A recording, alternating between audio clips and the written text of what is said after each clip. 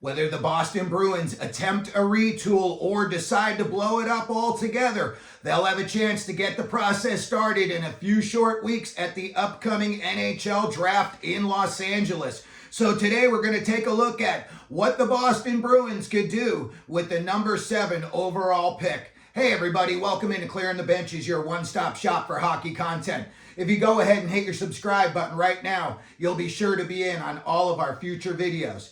Well, if you look at this year's Boston Bruins season, like the ending of the movie Titanic, you see guys like Carlo and Coyle, they're all off safe on lifeboats. Marchand and Trent Frederick, hell, they're on like a yacht. They're heading towards the promised land.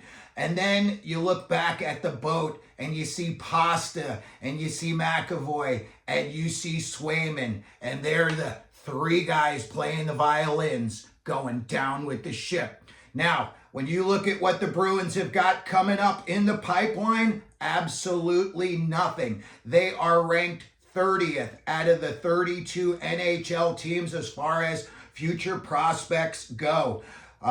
There's only a couple of guys really in their prospect pool worth getting excited about. A kid named Zellers and then another guy, Georgi Merkulov. Besides that, there's not much coming, and this could be a drought for the Bruins in the playoffs, possibly in the 3 to 5 year range. I just did recent videos on other organizations that were also bottom feeders this year. The Flyers, the San Jose Sharks, and the Chicago Blackhawks. And when I look at what they've got, they will all be in the playoffs before the Boston Bruins will be. So when we look at what the Bruins have got running the show, I don't like it at all. Neely and Sweeney. In my opinion, I feel like the Bruins are just trying to hold on to 2 ex-Bruins, I don't know, to keep the fan base interested, but it ain't working out. They need a new coach still. Hello, Jay Woodcroft is still available. I can't understand why he hasn't gotten a job yet. When the Bruins have this summer, you got the draft, free agency. This is a chance for them to really, stop the bleeding, at least, get a cork in the dam and start to, rebuild for the future. There are a ton of guys available with the number 7 overall pick that could help the Bruins in the future. None of these guys are NHL ready now. None of these guys are going to be NHL ready, in my opinion, for the next 2 to 3 years. That's why I think you're going to see a bit of a drought as far as the playoffs are concerned in Boston. So when we look at what the Bruins could do, let's just say they kept the number 7 overall selection and they decided to draft somebody. The 3 guys that I see available there that would be the most Boston Bruin type players and fit a need for what the Bruins are looking for right now. 3 guys jump off. Jake O'Brien, they say he's the best playmaker in this draft. He can also score. Brady Martin is a guy rocketing up. He hits everything. He's starting to become more of a scorer. He plays center, as does Anton Frundell, the number 1 international skater in this year's NHL draft. The problem for the Bruins is all 3 of these guys are centers, and last year the Boston Bruins played 15 different centers on their roster. That is a lot of guys down the middle and not much else on the wing. When I look at what other options the Bruins have at 7, I think this would be more realistic. If I was running the show, this would probably be what I would be looking to do. And that's trade down, try to get an additional number 1, maybe somewhere in the 12 to 17 range, depending on what Montreal wants. They've got 2 picks, 16 and 17. Maybe that would be enough for them, number 7, to give up both of those picks to move up. Maybe, Montreal wants to make a playoff push again this year. They want to show that that wasn't just a one-off last year. And they want to show, they're not going to backslide, that they're actually going to take a step to the future. And when you look at who could be available at 7, there's a ton of guys. that I think could help the Canadiens. So that would also be a possibility, depending on if the New York Rangers decide to keep the number 12 pick or not. The Pittsburgh Penguins could have 11 and 12. So that would be another team that they could possibly be calling if they decided to trade down.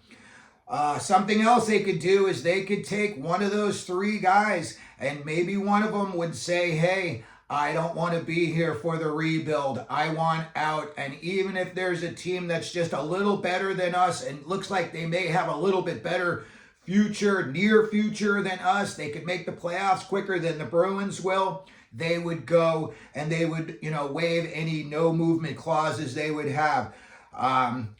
Just this would be a swing out of the park, and I doubt this type of a deal would get done. But let's just, we're dreaming here. It's silly season. Let's just say that they offered Charlie McAvoy, who grew up, in the Islanders' backyard in Long Beach. And let's say you traded him and the number 7 pick to the New York Islanders for the number 1 overall selection.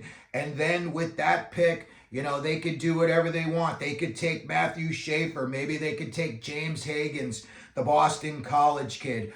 I would say there's probably less than a 10% chance of that scenario happening. And then there's another one, and I would say there's probably a 15 to 20% chance that this could happen. Does Pasta want to stick around for the rebuild? I don't think so. He's 29 years old. McAvoy's 27 years old, but he's coming off an injury. So I think he wants to solidify his future and chances at getting a cup. Pasta, let's just say you wanted to move on. Let's say he wanted out. You could call up Bill Armstrong, Utah. They've got the number 4 overall pick. And maybe with that 4th pick, you trade a guy and you get some prospects, but at 4, you could take a guy like Porter Martone. They can move down a little bit. They could just keep the pick if they wanted to. Victor Eklund at number 7, I think, is going to be an excellent player. But again, if they wanted to move up, Caleb Desnoyers, they're only a few picks higher, and it would probably, cost you Pasta, and you'd probably get a prospect or 2 in return to help the Bruins rebuild, speed up a little bit. But again, these are all murky situations here. You got to get guys to waive no trade clauses, and you've got to get other teams to buy into this as well. Let's just say Pasta went to Utah for the number 4 pick. You'd be putting Pasta at 29 years old with Keller, Cooley, Gunther, and Doan. I think he would like that. Compared to what he's got going on in Boston now, that is a lot of dynamite for him to be holding the match for. That is for sure. Another guy they could possibly move on from and try to get something is Jeremy Swayman. Playoff contenders, most of the time they come up short. It's because of goaltending is a big reason for it. And Swayman, when the Bruins were rolling, he had really good numbers. This year, his numbers were very similar to the backup Korpisalo. I know Korpisalo only played like 10 or 11 games, but their save percentage in GAA was pretty much about the same. If you were trying to get, you're looking to rebuild towards the future, a guy like Swayman could help a team now, and you say who really could use, a goaltender. Just hypothetically, a team like Toronto, they could use an upgrade in goal. And maybe, you'd get a guy like Easton Cowan. He's probably going to be in the NHL maybe in about a year and a half. He may get a snip at the end of this season. The Maple Leafs may give him a 9-game tryout. But again, this would be a kid helping you in the future. I just don't think anybody that's out there right now, even if you were to offer sheet Nyes and sign Marner and bring in all these guys, look, the Bruins couldn't get the cup. They couldn't win the cup a couple of years ago when they broke the regular season record for points, and they were an all-star team, and they are a shadow of that right now. So looking at them, they picked 7, 51, and 61.